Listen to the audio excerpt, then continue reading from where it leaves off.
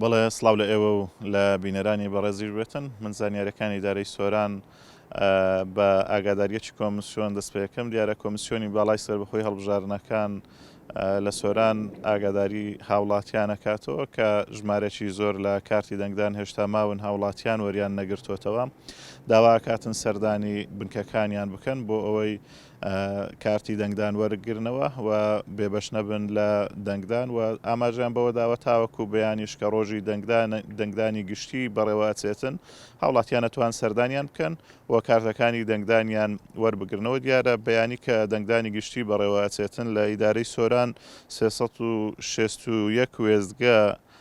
بەڕووی دەنگدەران ئەکرێتەوە کە خۆی بینێتەوە لە 113 بنکەی دەنگدان 180,000 کەس لە ئیدارەی سۆران بەیانی مافی دەنگدانیە بێتن بۆیە گرنگە هاوڵاتیان بە گەرم و گوڕی بەشداری لە پرۆسەی دەنگدان بکەن بەیانی بۆ ئەوەی کە چەندین ساڵە گلەیی و ناڕەزایەتیان هەیە دەنجی خۆیان بدەن و گۆڕانکاری لە دەسەڵات بکەن بۆی نوێنەری ڕاستەقینەی خۆیان هەڵبژێرن دوێنێ کە دەنگدانی تایبەت بەڕێوەچوو ئەمەوێ ئاماژە بە چەند خروقاتێک بکەم لە ئیدارەی سۆران کە لەلایەن حزبی دەسەڵاتەوە بەڕێوەچوو لە نزیێ قوتابخانەکان خێمەیان هەڵدا بوو کە ئەو هێزەمنیانی دەنجیانەدا لەوێ سەرژمێریانەکردن و ناویان نووسین چێ دەنجیداوە یاخود چێ دەنجینێداوە دواتر دەیانهێنان بۆ دەنگدان و لە نزیک بنکەکانیش کارتی دەنگدان لەو شوێنانە بڵاوە کرایەوە سەبارەت بە پەروەردەی ئیسلامی کە لە چەند ڕۆژی ڕابردوودا وەزارەتی پەروەردە بە شەوانەی پەروەردەی ئیسلامی لە پۆلی نۆی بنەڕەتی کەمی کردەوە دواتر کە دەنجی ناڕەزایەتی لە نێو هاوڵاتیان لە سەرتاسەری هەرێمی کوردستان بڵاو بوویەوە وەزارەتی پەروەردە بە بڕیارەکەی خۆی داچوویەوە و بە شەوانەکانی وە خۆی لێکردەوە دوێنێش دیارە پەروەردەی سۆران گشتانێکی کردووە بۆ سەرجەم قوتابخانەکان کە بەشە پەروەردەی ئیسلامی وە خۆی لێ بکرێتەوە کە بەشەوانەی پەروەردەی ئیسلامیان کەم کردو من لەسەر ئەو بابەتە لەگەڵ بەڕێز دکتۆر ئەحمەد سۆفی زانا و بانکخوازی دیاری ئیسلامی لە شاری سۆران قسەکەم دکتۆر سڵاوتان لێ بێتن بۆ هەمیشە دەسەڵات کار لەسەر ئەوە ئەکاتن کە پەروەردەی ئیسلامی لە ناوەندەکانی خوێندن کەم بکاتەوە کە خۆی کەمیان کردوێتەوە بەڵام هەر وای لێ ئەکەن کە بەرەو نەمان بچێت الحمد لله رب العالمين والصلاة والسلام على نبينا محمد وآله وصحبه أجمعين براستي أما بقمانة والتماشي همود صلاتي علمانية أكين وروج بروج أجنداي خلشي تطبيق دكان وهروها هلا خودي خوش أننا أخوان وردا كومالك خلق بيجي اشتوا ك پەروەردەی 35 ساڵەی 33 ساڵیان 35 ساڵی ئەو دەسەڵاتن کە دەسەڵاتێکی ئەلمانی گەندەڵی بێدینی خراپە کە ڕۆژ بە ڕۆژ خەڵکی دەنێرنە ئەوروپای لە بۆ حتا مامۆستانی ئاینی دەنێرنە ئەوروپای دەنێرنە ئەمریکای لە بۆ تێگەیشتن بە نوعێکی دیکە وەکو خۆیان دەیانەوێت لە دینی ئیسلام و وردە سستکردنی ئەو مەسەلە ئیمانیانە لەوەی دینی ئیسلام وردە لە ناو خەڵکی وە دوور بێخنەوە و هەروەها بیانەوێ خەڵکەکە بە ئاراستەیەک بڕوە کە پێگوترێت علمانیت یا پێگوترێت لادینیت یا پێگوترێت فەصل الدینی عن الحیات یعنی دین لە ژیانی خەڵکی دوور بێخنەوە ئەگەر لە شەرمی خەڵکیان نەبی لێرەوە بە هەموو خەڵکی کوردستان ڕادەگەن ئەگەر لە ترسی ئەو خەڵکەی نەبی لە ترسی ئەحزابی ئیسلامی نەبی لە ترسی هەندێک مامۆستای بوێر نەبی خوا عالم الغیبە یەک دین یەک کتێب بەناوی پەروەردەی ئیسلامی لە ناو منهەجی تربیەی لە ناو منهەجی وەزارەتی پەروەردە نامینی حتى ئێوارە برێن ئەمە مسلمانەتەکان بە کەیفی خوانە بە کەیفی شەرع نییە دەڵێ کەس لە خۆم بە مسلمانتر نازانم کەسی تەماشە دەکەی ئەو شتانی ئەو دەکا لە ئەوروپا جاروێت جێبەجێ ناکرێ لە مدیرێکی دەپرسی ئەتو کاکات بۆ شتێ دەکەی دەرێ کاکا من مسلمانم بەڵام ئەو ئیشە ئەوها مەصلحەتە وإذا قيل لهم لا تفسدوا في الأرض قالوا إنما نحن مصلحون خوای گەورە باسییانەکە فەرمێ لە منافقات بپرسی بە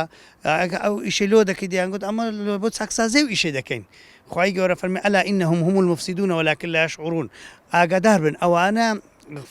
گەندەڵی دەکەن ئەوانە تێک دەرن ئەوانە خراپی دەکەن ئەوانە وێرانی دەکەن بەس ئەوانە شعور بەخوا ناکەن حەز بخوان ناکەن جا بەڕاستی کارەساتێکی زۆر گەورەیە ڕۆژ بەڕۆژ ئەو خەڵکێ بەرە ئەو شتان دەبن و ئەگەر مووقف و ئەگەر هات و هەڵوێستی ئەو خەڵکە مسلمانەی نەبا ئەو حیزبە ئیسلامی نەبا بە تایبەتی کۆمەڵ و هەروەها یەکگرتووی ئیسلامی کۆمەڵ ئیسلامی یەکگرتووی ئیسلامی ئەگە ئەوان نەبانە خوا عالیمە نەک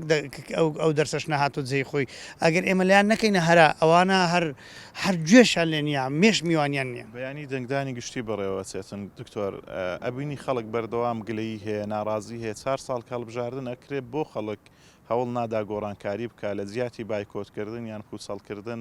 دەنگ بە نوێنەرانی ڕاستەقینە بداتن. وڵای ئەو خەڵکە چەند تەبەقەیەکە چەند بەشەکە بەشەکی صاحب شعورە و تێگەیشتی و پێی دەڵێن عقولی کەبیێڕە پێ دەڵێن خەڵکی تێگەیشتی ئەوە زۆر بەهیمەتەوە چاوەڕی سبەینێ دەکا چاوەڕی ئینتیخابی دەکە بچی گۆڕانکاری دروست بکە تەبەقەی شان دەبی پێی بڵێ کاکە هەستە بڕۆ برا بە قوربان چاوەکەم هەستە شتێکی بکە بە ئەو خەڵکە وێران نەبی بەجێت دەکەوت دەچی الحەمدلله مطیع و دەچی بەجێت دەکە و دەنجی خۆی دەدا و دەنجیشی دەداتە کەسێکی باش و مسلمان و ڕێکپێک بەڵام ئەوەی سێهەمینیان بە هیچ تێ ناگە سبحان الله نەتەماشای ڕابردوو دەکە چیان کردووە ئەوانە نە خەڵکی خراپچی کردیان بۆیان هەیە نەتەماشای داهاتوش دەکە دەخوات چ دەقەومی لە ئەو ڕۆکە دەژی یعنی هیچ بۆ ناڵێ ئەو کوردستان پێش ئێستا چی بەسەر هاتیە و خەڵک چی بەسەر هاتیە و وەزعمان کوو بووە و فلان کەسە چی کردیە و هەر هیچ ئەو شتانی بەبیر نییە لۆ سبەینێش هیچ هەنگاوەشین وەڵی پێیان دەڵێم لە خوای گەورە بترسن پێیان دەڵێم عقلی خۆ بین نۆسەری خۆ ئەخە لە ڕابردو ئەوانە چیان کردیا کاکە لۆ ناچی گۆڕانکاریەکی دروستکەی کاکە لۆ ناچی تعبیر لە ڕێی خۆت دەئێ هاوار ئەدی باشە سبەینی ئەو 4 ساڵی دی کاخر هیچ ناکرێت دوایێ ئەکە تو ئێستا کەسێکی باش دانەنی ئەتو یعنی چت لە دەست دێ ئەتو یعنی دەچی مەسەرەن دانانی مەسیحیەک لە جیاتی مسلمانان لەسەر لە کورسی انتخابی ئەخرە تو فکرکەوە چت کردیا تو شتێکی زۆر گەورەت کردیا کەسێکت کردیتە مراقب ئەسڵن بڕوای پێغمبەر محەممەدی صلی الله عليه وسلم کابرا نصرانیە مەسیحیە بە قسەی شێت کردیا وەڵا لەبەر معاشەکەم ئێوە معاشەکەت حرامە وەک چۆن لە ڕابردوو بە حرام خواردیا ئەو جاری قڕت بەسەری خۆ کرد ئاگرت تێبەردا والله خێر لەو معاشەی نبینی دوامین دەچی ئاخر ئەو کابرا سبێنێ نابی بیتە وەکیلی تو لە مراقبەی ئەو حکومەتەی لەبەرەوەی مراقب دەبی ئەمین بی ئەو کەسێک کە حرستە ئەو کەسێک کە مراقبتە ئەو کەسێک کە نوێنەرتە دەبی کەسێکی ئەمین بی ئەنجا مەسەلەی وەلا و بەڕات و مسلمان دەبی وازە بە خۆش بێ ڕقت لە کافری بیتەوە ڕق لێ بنەوەی ڕق لە عەقیدەکەی بیتەوە خۆناری بڕۆ بیان کوژە ڕق لە عەقیدەکەی بیتەوە تزای ئەوەی بیکە ڕدێن سپی خۆت و بینێری لە بۆ بەغدایە دکتۆر دوێنێ ئەوەی لە بنکەکانی دەنگدان بە دیکرا لە ئیداری سۆرانە بینین دەنگ بە کەمایەتیەکان بە تایبەتی کاندیدێکی مەسیحی دراوە لە کاتێکدا ئەو پێشمەرگانە هەمویان مسلمانن ڕۆژیگرن ئەمە تا چەندە دروستە ینی بۆ کابرای مسلمان و نوێشکەر بەم شێوەیە دەنگ بدات والله ئەو پەڕی بێ ئومێدبوونی منە لەوەی کەسێک هەندەی وە غیرەت بیسیلاحی هەر بگری بەڵام هەندە غیرەتی نەبی دەستبەرداری ئەو معاشەوی لە پێنا ئەوی دەنگ نەدەبا کە کابرایەکی نەسرانی و مەسیحی ئەو چیا پێ دەڵێن مەسیحی گەرە مەسیحی نینە نەسرانی ئەوە چییە وەڵڵا حیزبەکەی ئەمری پێ دەکە گەنە معاشی دەبڕی هەزار جا لعنەت لەو معاشەی کە ئینسانی تووشی جەهەنەمێ بکە هەزار جا قوربە و معاشەی وەربی ئەوەی کەسێک بمینی بمەتە سەر سندوق دەنگ بدەمە کابرایەکی بێدین و باوەڕ بە پێغەمبەر نەبوو صلی الله علیه وسلم بیکە نوێنەری خۆ لە بەغدایە ئەوە چییە وەڵڵا دەخوا ئەمن معاشی وەردەگرم یانە والله وبالله وتالله ئەگەر لەبەر هەندێک لە برسان بمری ئەوە هەزوئەت و مردووی خۆت کوشت و مارومداری خۆشت کوشت و ماڵی خۆشت حرام کردو ماڵی خۆشت وێران کردووە ئەوە زۆر شتێکی گەورەت کردووە دەبی تۆ بکەن و دەرحال بگەڕن لای خوای گەورە زارش کە وەسیەت بکەن لە پێناو ماڵی دنیا شتێکی وا نەکەن واروە ئەوانیان خۆش نەوێ واروە بیان ناسن ئەی هەروە هاتە کەنجی ئەوانە ناناسن زۆر سپاس دکتۆر بۆ وتەکان بەڵێ منەگەڕێمەوە لای ئێوە ئەمە زانیاریەکانی داری سۆران بوون